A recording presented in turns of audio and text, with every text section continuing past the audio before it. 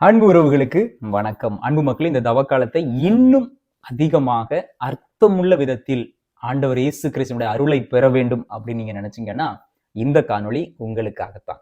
காணொலியுடைய கடைசியில் ஒரு சீக்ரெட் சொல்லுவேன். இது யாருக்கு அப்படின்னா, என் வாழ்க்கையில நான் என்ன ஜெபம் பண்ணாலும் கிடைக்கவே மாட்டேங்குது ஃபாதர், எத்தனையோ ஆண்டுகளா அழுதுட்டேன், புரண்டுட்டேன், ஆனாலும் என் வாழ்க்கையில நடக்க மாட்டேங்குது அப்படின்னு நீங்க நினைச்சுக்கிட்டு கஷ்டப்பட்டுட்டு இருக்கிறீங்க அப்படின்னா, காணொலியுடைய கடைசியில ஒரு சின்ன சீக்ரெட் வச்சிருக்கிறேன். அதை நீங்க கண்டிப்பா பின்பற்றினீங்க அப்படின்னா உங்களுடைய வாழ்க்கை மாறும். வாங்க காணொளிக்குள்ள உடனடியாக போகலாம். இந்த காணொளியில சிம்பிள் ஸ்டெப்ஸ், பாவ சங்கீர்த்தனம் செய்வது எப்படி அப்படிங்கிறத என்னுடைய அனுபவத்திலிருந்து உங்களோடு பகிர்ந்து கொள்ள இருக்கிறேன். முதல் முறையாக நம்முடைய காணொலியை பார்க்கிறீங்க, இதுவரைக்கும் சப்ஸ்கிரைப் பண்ணல அப்படின்னா சப்ஸ்கிரைப் பண்ணிக்கோங்க. ஏன்னா உங்களுக்காக உங்களை வழிநடத்த கத்தோலிக்க திருவையினுடைய பாதையில ஆண்டவர் இயேசு கிறிஸ்து ஏற்படுத்திய ஒரே திருவை, இந்த கத்தோலிக்க திருவையினுடைய பாதையில சரியான விதத்தில் வழிநடத்த உங்களுக்கு ஆளே இல்லை அப்படின்னு நீங்க நினைச்சீங்க, பிற சபையினர் பல கேள்விகளை கேட்காங்க, எங்களுக்கு பதில் சொல்ல முடியல ஃபாதர் அப்படின்னு நீங்க நினைச்சீங்க அப்படின்னா நம்முடைய சேனலை சப்ஸ்கிரைப் பண்ணிக்கோங்க. உங்களுக்காக உங்களோடு நின்று நம்ம விசுவாச போராட்டத்துல முதல் லைன்ல நின்று நம்ம போராடுவோம்.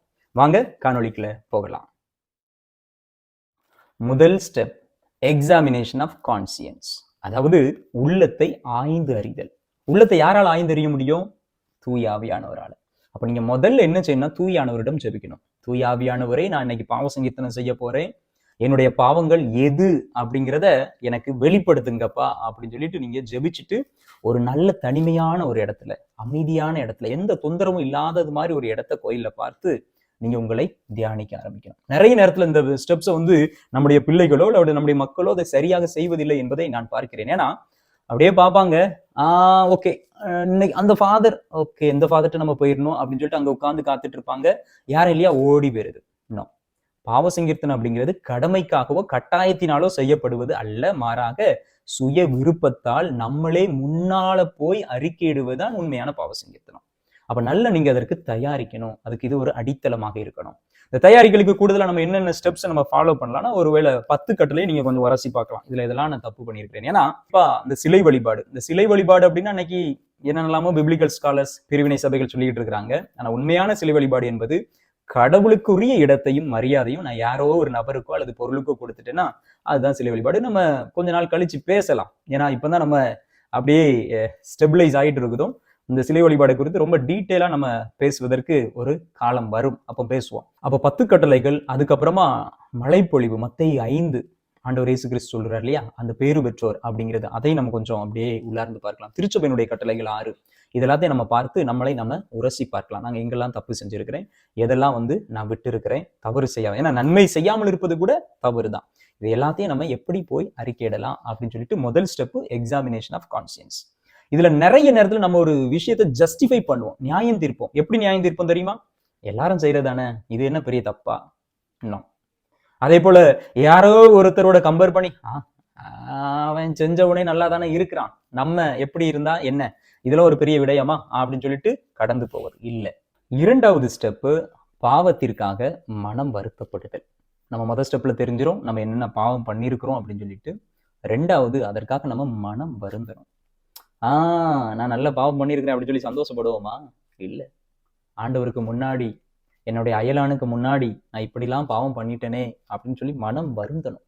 இனி நான் இப்படி செய்ய மாட்டேன் அப்படின்னு சொல்லி ஆண்டவர்கிட்ட கிருபையை கேட்கணும். அதுதான் நம்ம திருப்படல்கள் 51 தெளிவா நம்ம பார்க்கிறோம். உடைந்த உள்ளத்தை ஆண்டவர் ஏற்றுக்கொள்கிறார் என்று. நம்ம உடைந்த உள்ளத்தோடு அடுத்த ஸ்டெப்புக்குள்ள நுழையணும்.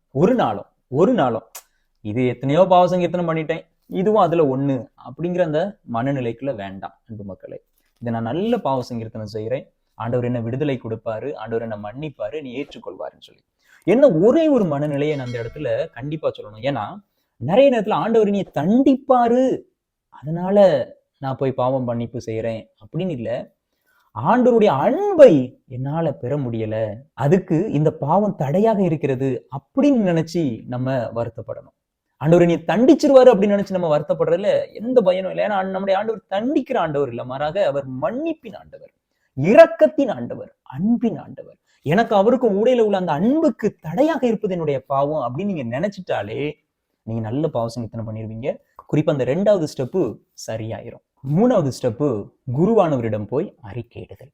இதுல இதெல்லாம் ரொம்ப முக்கியம் அப்படின்னு நான் ஏற்கனவே ஒரு காணொளி போட்டிருக்கேன். இருந்தாலும் நான் சுருக்கமா சொல்றேன். நீங்க சொல்ற விடயங்கள் எதையும் மறைக்க கூடாது.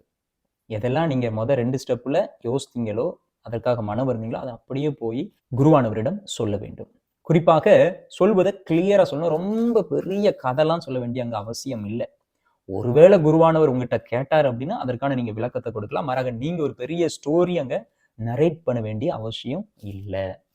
அதே போல உங்களுடைய தவறுகளை நீங்கள் சொல்ல வேண்டுமே தவிர, அவன் இப்படி பண்ணா அதனால நான் இப்படி பண்ணேன், அவ இப்படி பேசினா அதனால நான் கோவப்பட்டேன். இன்னும் நான் கோவப்பட்டிருக்கிறேன், அதற்காக நான் மனம் இருந்துறேன் அப்படிங்கிற அந்த விடயத்தை தான் நம்ம தெளிவாக சொல்ல வேண்டும். அப்போ எல்லாவற்றையும் நீங்கள் குருவானவரிடம் அறிக்கையிட வேண்டும். அதை தெளிவா ஷார்ட்டா நீங்க சொன்னா போதும். அதை சொல்றதுக்கு முன்னாடி என்ன செய்யணும்? இன்னைக்கு நிறைய பேருக்கு அதுவே தெரிய மாட்டேங்குது இல்லையா? அதனால நம்ம கண்டிப்பா அந்த பாயிண்ட்ல சேர்க்கணும். போன உடனே தந்தை மகன் தூய ஆவியாரின் பெயராலே ஆமென். ஃபாதர், நான் பாவி, என்னுடைய பாவங்களை மன்னித்தருளும் அப்படின்னு சொல்லிட்டு, ரெண்டாவது நான் கடைசியா எப்ப பாவ சங்கீர்த்தனம் பண்ணினேன் அப்படிங்கிறத நீங்க சொல்லணும். 2 மாசத்துக்கு முன்னாடி, 3 மாசத்துக்கு முன்னாடி, அல்லது 1 வருஷத்துக்கு முன்னாடி, அல்லது சொன்னது மாதிரி புது நன்மைக்கு முன்னாடி 20 வருஷம் 25 வருஷம் நிறைய பேரை நம்ம அப்படி பார்த்துருக்குறோம். அதனாலதான் சொல்றேன். அப்போ நீங்க எப்போ அதை பண்ணீங்க கடைசியா அப்படிங்கிறதையும் நீங்க கண்டிப்பா உங்களுடைய பாவ அறிக்கையில முதல்ல சொல்லி அப்படியே நீங்க ஆரம்பிச்சீங்க அப்படின்னா அது சரியான ஒரு ஸ்டெப்பா இருக்கும். 4வது ஸ்டெப்பு, குருவானவர் சொல்லக்கூடிய அறிவுரையை காது கொடுத்து கேட்கறது. எஸ், நிறைய நேரத்துல நினைப்பேன், இவரை பத்தி தெரியாதா, அவரும் இதே போல பாவி தானே அப்படின்னு சொல்லிட்டு ரொம்ப ஏனோ தானமா அவங்க சொல்ற அறிவுரையை நீங்க எடுக்கக்கூடாது. ஏன்னா திருவை நமக்கு சொல்லி கொடுக்கிறது, குருவானவர் இந்த இடத்துல இருக்கிறார் அப்படின்னா அதற்கு காரணம் அவர் தேர்ந்து கொண்ட இந்த வாழ்க்கை அல்ல, மாறாக கடவுள் அவரை அழைத்திருக்கிறார். ஏன்னா இன்னைக்கு எத்தனையோ பேர் குருவானவர் ஆக வேண்டும் என்று ஆசைப்படுறாங்க. ஆனா எல்லாருக்கும் அந்த குருவானவருக்கான அந்த அருள் பொழிவு கிடைப்பது இல்லை. என் கூடலாம் 20-25 பேர் நாங்க மைனர் செமினர்ல படிக்கும்போது ஆரம்பிச்சோம். கடைசி எத்தனை பேர் குருவானவர் ஆனோம்? ரொம்ப சொற்பம், ரொம்ப சொற்பம். நிறைய பேட்சஸ்ல 20-30 பேர் ஆரம்பிச்சு 1-2 பேர் தான் ஃபாதரா முழுமை பெறுகிறாங்க. அப்போ ஆண்டவர் அவர்களை அங்கு வைத்திருக்கிறார், நியமித்திருக்கிறார். அங்கு இருப்பது, திருவை சொல்வது, அங்கு இருப்பது ஆண்டவர் இயேசு கிறிஸ்துவே. நீங்க அதை தான் பார்க்கணும். நீங்க ஆண்டவர் இயேசு கிறிஸ்துவிட்ட உங்களுடைய பாவங்களை அறிக்கையிட்டு இருக்கிறீங்க அப்படிங்கிறத தான் நீங்க பார்த்து அவர் சொல்லக்கூடிய அந்த அறிவுரைகளை நீங்க கேட்கணும். அந்த அறிவுரைகளை கேட்கும் பொழுது உங்களுக்கு ஏதாவது கேள்விகள் இருந்தால் கண்டிப்பா நீங்க அவர்கிட்ட ஒரு டைம் கேட்டு, ஃபாதர் எனக்கு இது புரியல, I need more counselling R spiritual guidance அப்படின்னு சொல்லிட்டு அவர்கிட்ட நீங்க அப்பாயின்மெண்ட் வாங்கலாம். ஆனா அங்க இருந்துகிட்டு 2 பேரும் வாக்குவாதமோ அல்லது கேள்விகளோ பதில்களையோ அங்க தேடிக்கொண்டிருப்பது சரியாக இருக்காது. காரணம், there is lot of difference between the spiritual guidance or counseling or confession. பாவ சங்கீர்த்தனத்திற்கும் கவுன்சிலிங்க்கும் நிறைய வித்தியாசம் இருக்கு அப்படிங்கிறத தெரிந்து கொள்ள வேண்டும். 5வது ஸ்டெப்பு, பாவ மன்னிப்பை குருவானவரிடமிருந்து பெற்றுக்கொள்ளுதல். அதாவது பாவ பரிகாரம். நீ ஒரு சின்ன ஜெபம் சொல்லு, பைபிள்ல இந்த பகுதி எடுத்து வாசி, இல்லை 4 பேருக்கு உதவி செய்யி, அல்லது நீ யார் அதிகமாக காயப்படுத்திட்டு அவங்கள்ட்ட போய் மன்னிப்பு கேளு. இப்படிப்பட்ட அந்த காரியங்களை குருவானவர் சொல்லும் பொழுது நீங்க காது கொடுத்து கேளுங்க. காரணம், ஏற்கனவே சொன்னது மாதிரி அது ஆண்டவருடைய இடத்திலிருந்து குருவானவர் உங்களை வழி நடத்துகிறார் என்பதை நீங்க நம்புங்க. அதனால அந்த வார்த்தைகளை ஏனோ தானோன்னு எடுத்துக்கொள்ளாமல், ஆண்டவர் இயேசு கிறிஸ்து உங்களுடைய பாவங்களை மன்னிக்கிறார். ஆனா குருவானவர் சொல்லும் பொழுது நான் உங்களுடைய பாவங்களை மன்னிக்கிறேன் அப்படின்னு சொல்ல மாட்டாரு. தந்தை மகன் தூயாவியாரின் பெயரால, திருச்சபை எனக்கு கொடுத்திருக்கிற அதிகாரத்தின் பெயரால நான் உடைய பாவங்களை மன்னிக்கிறேன் அப்படின்னு சொல்லி தான் அந்த ஜெபம் உண்டு. இன்னும் கூடுதலா உண்டு. ஓகே, இது போதும். அப்போ அதை சொல்லிதான் உங்களுக்கு குருவானவர் மன்னிக்கிறார் அப்படிங்கிறத நீங்க தெரிந்து கொள்ளுங்க. இந்த ஸ்டெப்ல இன்னொரு முக்கியமான பாயிண்ட் என்னது? ஆக்ட் ஆஃப் கன்ட்ரிஷன், மனத்துயர் மன்றாட்டு. இந்த மனத்துயர் மன்றாட்டு ரொம்ப முக்கியம். இன்னைக்கு நிறைய பேருக்கு தெரிவதில்லை. அதனால நிறைய கன்ஃபெஷனல் இங்க இட்டாலியை பொறுத்த வரைக்கும் ஒட்டியே வச்சிருப்பாங்க, பார்த்து வாசிட்டு போறது மாதிரி. நம்ம ஊர்களில் நம்ம மக்கள் கண்டிப்பா அதை படிங்க. என்னத்தலாமோ படிக்கிறேன், எத்தனையோ சினிமா பாட்டை படிச்சுட்டு மனப்பாடமா உட்காந்து பாடிக்கிட்டு இருக்கோம். இதே நம்ம படிக்கிறதுல தப்பு கிடையாது. கண்டிப்பாக படிங்க. பெற்றோர்கள் உங்களுடைய பிள்ளைகளுக்கு தெரியுதா அப்படின்னு கொஞ்சம் செக் பண்ணி பாருங்க. இன்னைக்கே உங்களுடைய பிள்ளைகளுக்கு அதை செக் பண்ணி பாருங்க அப்படிங்கறத நான் உங்கள்கிட்ட ஒரு தாழ்மையோடு கேட்டுக்கொள்கிறேன். அந்த உத்தம மனஸ்தாப ஜெபம் அதை முடிச்சுட்டு நீங்க கிளம்பி வரலாம். 6வது பாயிண்ட் என்னது? ரொம்ப முக்கியம். இந்த பரிகாரத்தை நம்ம முட்டிக்கிறது. இந்த பரிகாரத்தை முடிக்கிறது தான் நம்முடைய கன்ஃபெஷன் முடியுது. ஒருவேளை ஃபாதர் சொல்லியிருப்பாரு கோயிலே ஜெபம் பண்ணிட்டு போன்னு சொல்லி.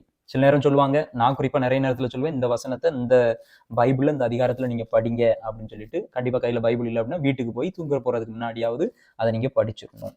அந்த பெனன்ஸ், அந்த பரிகாரத்தை நீங்க கரெக்டா நிறைவேற்றினீங்க அப்படின்னா தான் அந்த பாவ சங்கீர்த்தனம் அப்படிங்கிறது முதல் பாயிண்ட்ல இருந்து இந்த 6வது பாயிண்ட் வரைக்கும் முழுமை பெறுகிறது. இல்லை அப்படின்னா அது கஷ்டம். கண்டிப்பாக அந்த இடத்துல இருந்து நீங்க வரணும். எப்படி?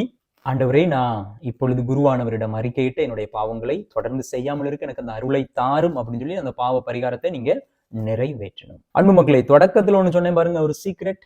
அந்த சீக்ரெட் என்ன அப்படின்னா, இன்னைக்கு நிறைய நேரத்துல நிறைய மக்களுக்கு நான் நிறைய ஜெபிக்கிறேன், நிறைய பரிகாரங்களை செய்யறேன், ஆனாலும் ஆண்டவர் என் ஜெபத்தை கேட்க மாட்டேங்காரு அப்படிங்கிற அந்த மனநிலையில நிறைய பேர் இருக்கிறோம். ஆனா உங்களுடைய வாழ்க்கையில அதிசயத்தையும் அற்புதத்தையும் நீங்க கேட்டதையும் உங்களுக்கு பெறணும் அப்படின்னு நீங்க நினைச்சீங்க அப்படின்னா நல்ல பாவ சங்கீதம் பண்ணுங்க. ஏன் இதை நான் சொல்றேன்னா, ஒரு சின்ன எடுத்துக்காட்டு. போன வாரத்துல லூர்தனை திருத்தலத்துக்கு போயிருந்தேன். அங்க உங்களுக்கு தெரியும், லட்சக்கணக்கான புதுமைகள் இன்னைக்கு வரைக்கும் டெய்லி நடந்துகிட்டு இருக்குது அப்படின்னு சொல்லிட்டு தெரியும் தானே. அதை பத்தி இன்னொரு காணொலி நான் பேசுவேன். அப்போ அங்க ரொம்ப முக்கியமான ஒரு குருவானவர், அவர்கிட்ட ஒரு இன்டர்வியூ எடுத்திருக்கிறேன். ஏன்னா அவர் தான் தமிழ் மக்களுடைய ஒரு இன்சார்ஜ் பிரீஸ்டா இருக்கிறாரு, சாப்ளின் அப்படின்னு சொல்லலாம் நாம. அப்ப அந்த ஃபாதர் சொல்லும் போது சொன்னாரு, தம்பி, இன்னைக்கு இந்த லூர்தை பொறுத்த வரையில லூர்தனை கெபியில நடக்கிற புதுமைகளுக்கு இணையாக இன்னொரு இடத்துலயும் புதுமை நடக்குது அப்படின்னு சொன்னாரு. அப்ப எங்க ஃபாதர் அப்படின்னு ஆவலா கேட்டேன். அப்ப அவர் சொன்னாரு, அங்க ஒரு சிற்றாலயம் இருந்து அதை கையை காமிச்சு அந்த சிற்றாலயத்துல. அப்ப நான் கேட்டேன், அங்க என்ன ஃபாதர் இருக்குது, என்ன விசேஷம் அப்படின்னு சொல்லிட்டு நான் கேட்டேன். அப்ப அவர் சொன்னாரு, அது பாவ சங்கீர்த்தனத்திற்கான சிற்றாலயம். ஏன்னா அவர் அதனுடைய ஒரு சில விடயங்களை பகிர்ந்துருக்கிறாரு. நம்ம இன்னொரு காணொலியில் அதை உங்களுக்கு காண்பிக்கிறேன்.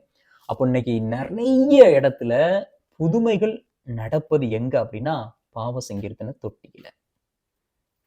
நம்முடைய உள்ளம் தூய்மையாகும் பொழுது, நம்ம ஆண்டவருக்குள்ள இன்னும் நெருக்கமாகும் பொழுது, ஆண்டவருடைய அருளும் ஆசீரும் நமக்கு அளப்பரிய விதத்துல கிடைக்குது அப்படிங்கிறது தான் இந்த பாவ சங்கீர்த்தனை நமக்கு தெளிவுபடுத்துகிறது. அப்ப நீங்க ரொம்ப நாளா நீங்க கேட்குறீங்க, குழந்தை வேணும்னு கேட்குறீங்களா, கடன் தொல்லையிலிருந்து நான் விடுபடணும்னு கேட்குறீங்களா, என் கணவன் குடிநோயிலிருந்து விடுதலை பெறணும் அப்படின்னு சொல்லி நீங்க விரும்புறீங்களா, எல்லாத்துக்கும் ஒரு தீர்வு உண்டு. ஒருவேளை உங்களுக்கு என்ன தீர்வா இருக்கலாம், இந்த நல்ல பாவ சங்கீர்த்தனம் ஒரு தீர்வாக இருக்கலாம். முயற்சி பண்ணி பாருங்களேன், உங்களுடைய வாழ்க்கையில பல மாற்றங்கள் வரும். அன்பு மக்களை, பாவ சங்கீர்த்தனத்தினால நான் நிறைய விடுதலை பெற்றிருக்கிறேன் அப்படின்னு நீங்க நினைச்சீங்க அப்படின்னா காணொலியில கீழே கமெண்ட்ல சொல்லுங்க. உங்களுடைய கருத்துக்களையும் பகிர்ந்து கொள்ளுங்கள். இணைந்திருப்போம், விழித்திருப்போம், ஜெபித்திருப்போம். God bless you.